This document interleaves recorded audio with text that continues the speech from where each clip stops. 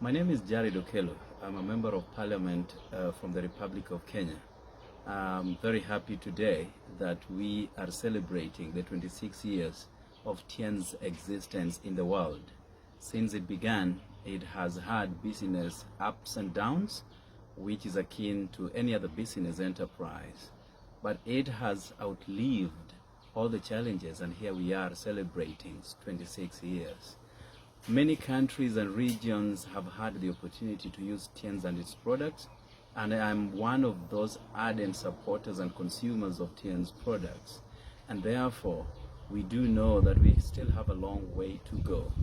With our focus under the leadership of the chairman, Lee Jinyuan, we will be crossing oceans, rivers, valleys, in order that we will achieve the objectives set before us. The coronavirus has had a swipe at every business enterprise. We do know that with the chairman's leadership, Jinyuan has reoriented his business enterprise and has also incorporated a model called JTMM, which is an abbreviation to mean just to make move.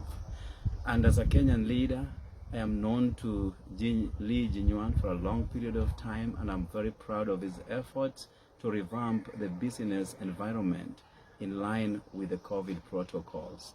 The results are out there for everyone to see. I therefore undertake to continue supporting Tiens in the years to come.